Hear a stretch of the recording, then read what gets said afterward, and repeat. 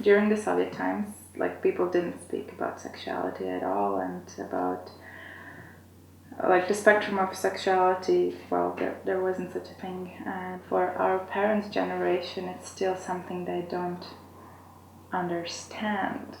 They really, or they can kind of accept it, but they still don't want to talk about it because they think there's something wrong with it. Like, when I told my mom, her first reaction was, like, what did I do wrong? Like, was it because I was smoking?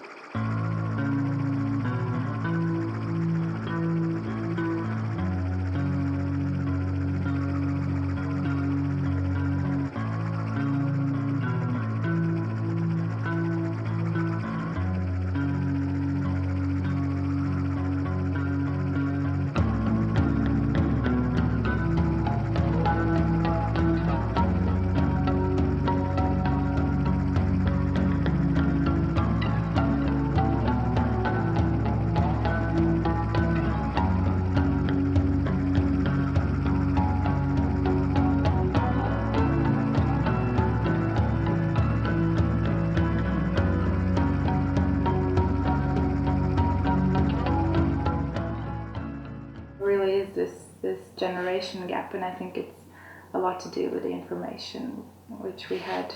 Like, we have access to different kinds of information than our parents did. That's probably the main reason. And we had only one book that spoke about sex, and it had a little chapter on homosexuality, and it basically said that, yeah, a person is homosexual if the parents are alcoholics, or if the mother smokes during the pregnancy, or stuff like that, you know.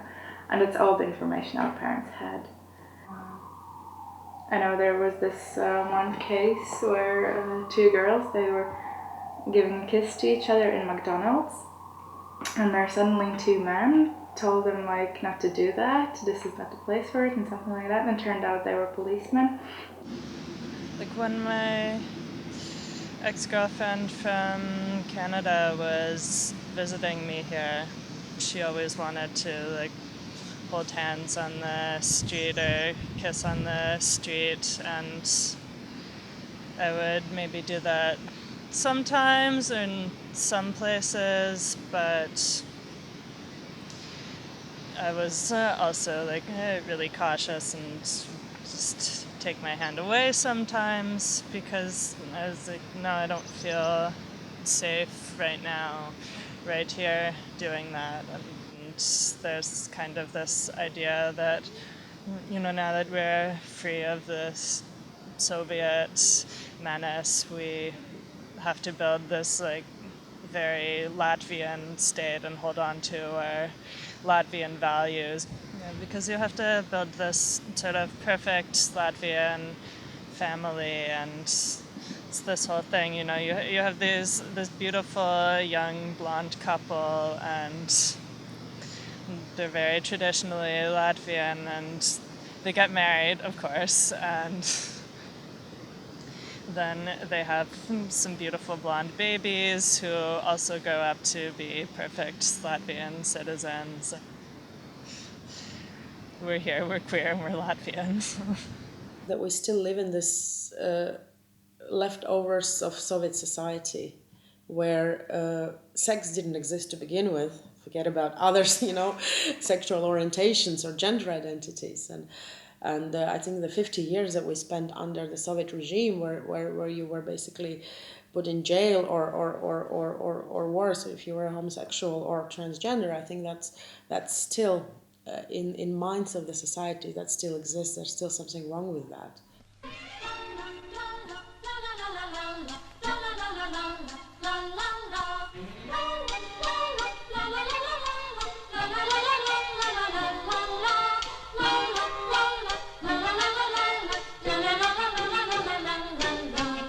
That sadly, it's I think it's all the Soviet heritage, so to speak.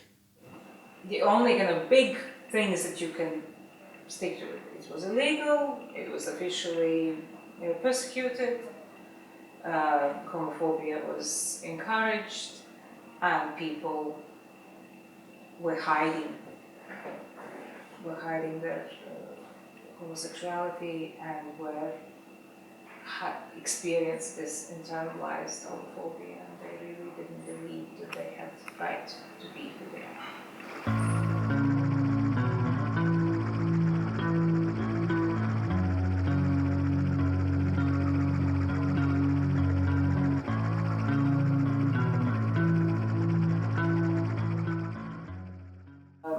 Well, officially there were no homosexuals.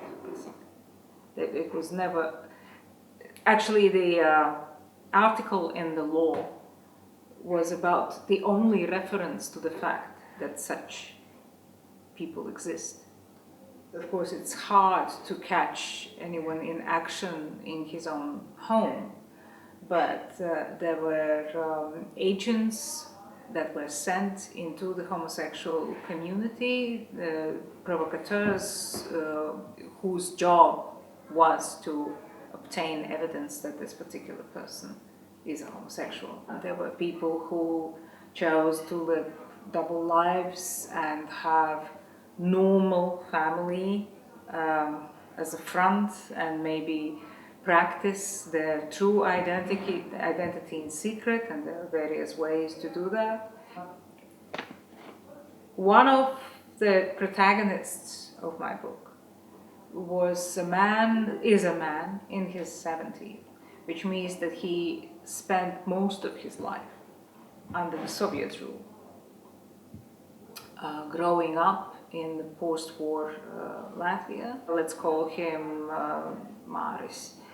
He was growing up not knowing who he is and not being aware that there are other people who may be attracted to the same sex. There was no reference, there were no books, there were no films, there were no conversations, there were no organizations. So it was somebody growing up in total isolation who was very acutely aware of the fact that he felt differently. He grew into adulthood, he married a woman because that was expected and that was the norm, and was living a double life whereby he allowed himself to be homosexual during office hours, and then he went home and turned into a heterosexual male, and he claims that neither his wife nor his children knew and still don't know that he's gay. So he would have longish lunch breaks, and he would go and circle around the homosexual path that was in the center of the city in Riga, around the National Opera building. In the homosexual community, it was known that if you walk around, there were two circles. There was a smaller circle, and then there was a bigger circle, and people were just walking. Men were walking around and looking into the eyes of passing men to see if they would make a connection. And if they did make a connection, then they would very cautiously, and you had to be super cautious because there were agents among those people circling. And you would start approaching each other, and then Riga in this respect is no different than other cities. The public toilets that were used for homosexual encounters. And there, of course, not to mention the hygiene aspects of it all, it was also very, very risky because, of course, they could get caught. There was also violence against the homosexuals, but it's very hard to research and it's very hard to prove because those people who ended up with stab wounds in the city canal, which runs along the circles, if that body was found, it was of course never registered as a crime against gay person because they didn't exist. It was just the man in the canal. I mean, I was openly gay in America I've been, so to speak, the only gay in the village twice, once among American Latvians and then here in Latvia. And even to this very day, there are very few openly gay people who are publicly known. I've been on television all the time since I've been here, so people know who I am. Our foreign minister came out a couple of years ago, so it's him and me now. That's not to say, of course, that there aren't out people. I'm just talking about people who are more or less celebrities. The community was basically invisible. Homosexuality was a crime in the Soviet Union. Gay people were regularly sent to psychiatric hospitals and repressed in all different kinds of ways and damaged a great many lives. A great many lives were ruined during that period. And I've found that people really don't want to talk about that period. You know, I've tried to talk to older gay men about what it was like to live in Riga in the Soviet Union, and they pretty much shut down because obviously it's a painful topic for them. And when the Soviet Union collapsed, the community almost immediately started to organize in Latvia. But very many people did not want to be out. They didn't want their families to know, and so it was just a small group of people who were activists and enthusiasts. To get back to that story of Maris, he still to this day lives a double life. And I will not come out and say, you know, on the first day post-independence that I am gay, and tell my wife with whom I've lived for 40 years that I'm gay. Because I still don't truly believe that this is normal, because it's a very, very deeply ingrained hostility towards homosexuals. There's been all these decades and decades and decades of everybody else saying that this is wrong, the law saying that this is wrong and illegal, and he telling himself that yes, he will afford, you know, he will go out at lunchtime and he may meet someone and have this completely anonymous encounter, but this is basically wrong. What is right is when he goes home after 5 o'clock. And he was telling me how he went through this process every evening after leaving office. It's not that if you become theoretically free, that you become truly free, and you just, you know, open the doors of the closet and walk out.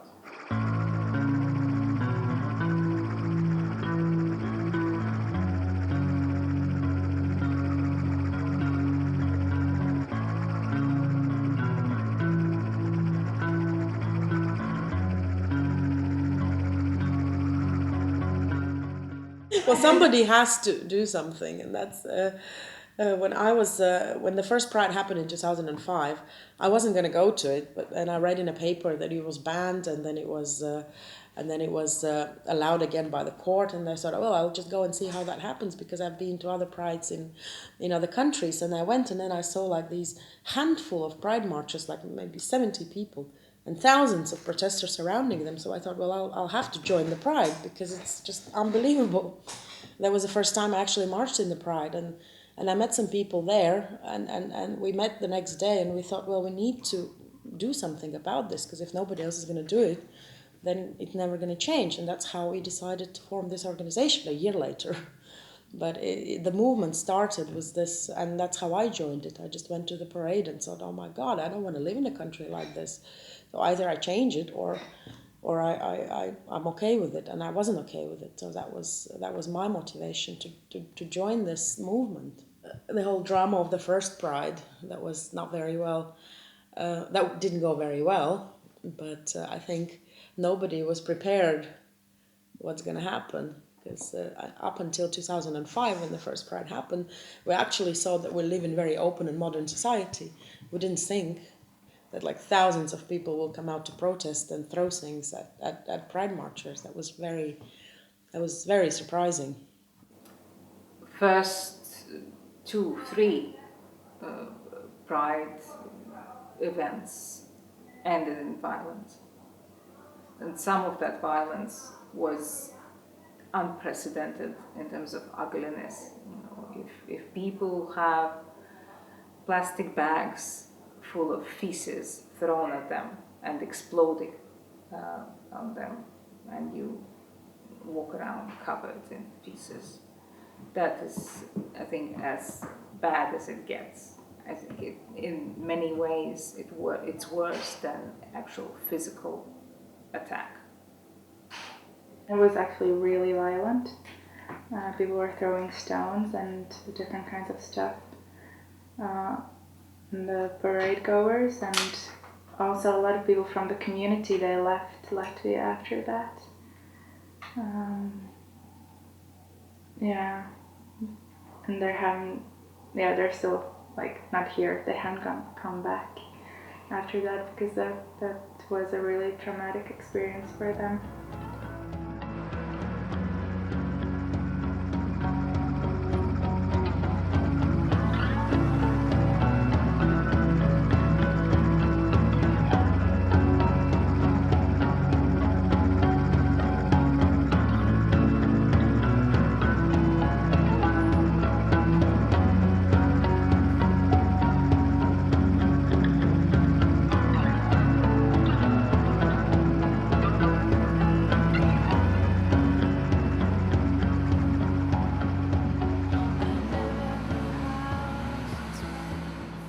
I think that in 10 years we changed quite a lot, because last year we had this huge event which was very successful, and so it basically took us 10 years for the society to realize that even if they disagree, they shouldn't go out and throw eggs at people just because they disagree with something. So that's, I think that also shows that society's grown up a little bit.